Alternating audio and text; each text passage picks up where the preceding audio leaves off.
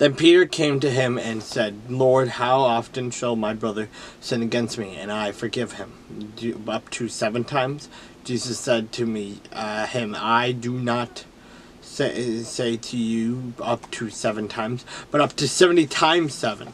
And, therefore, the kingdom of heaven is like a certain king who wanted to settle accounts with his servants.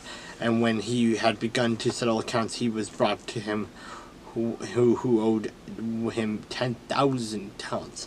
But as he was not able to pay, his master commanded that he be sold with his wife and children and all that he had, and that payment be made. The servant therefore fell down before him, saying, Master, I have patience with me.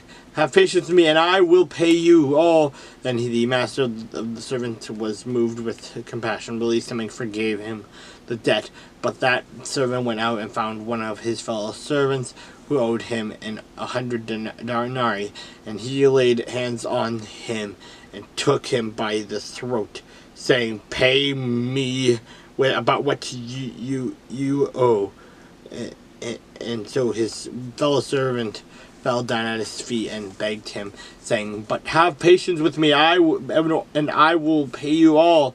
And he would not, but I went and threw him into prison until he should pay the debt. So when his fellow servants saw that what had happened been undone, they were so very grieved, and came and told his master all that had been done. Then his master, after he had called him and said to him, You wicked servant, I forgave you all that debt because you begged me. Should you not also have had compassion on your fellow servant, just as I had pity on you? And his master was angry and delivered him to the torturers until he should be pay all that he was due to him. So my heavenly Father also will do to you if each of you from his heart does not forgive his brother to his trespasses.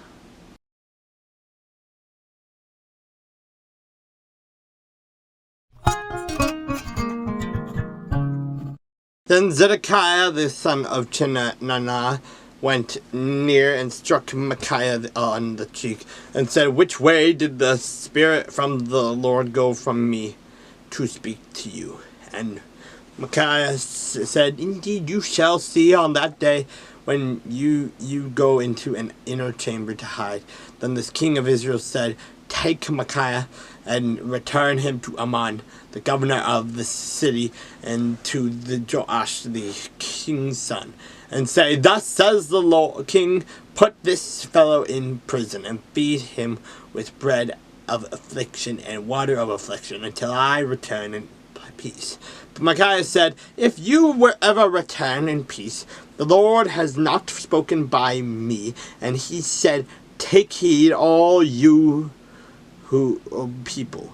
And so the king of Israel and Jehoshaphat, the king of Judah, went up to Ramoth Gilead, and the king of Israel said to Jehoshaphat, I will disguise myself and go into battle, but you put on your robe. So the king of Israel disguised himself, and they went into battle. Now the king of Syria had commanded the captains of the chariots who were with him, saying, Fight no one, small or great, but only with the king of Israel. So it was, when the captains of the chariots saw Jehoshaphat, that they said, It is the king of Israel. Therefore they surrounded him to attack. But Jehoshaphat cried out, and the Lord helped him, and God diverted them from him. For so it was, when the captains of the chariots saw that it was not the king of Israel, that they turned back from pursuing him. Now a certain man drew a bow at random and struck the king of Israel between the joints of his armor. So he said to the driver of his chariot, Turn around and take me out of the battle, for I am wounded. The battle increased that day, and the king of Israel propped himself up in his chariot, facing the Syrians until evening, and about the time of sunset he died.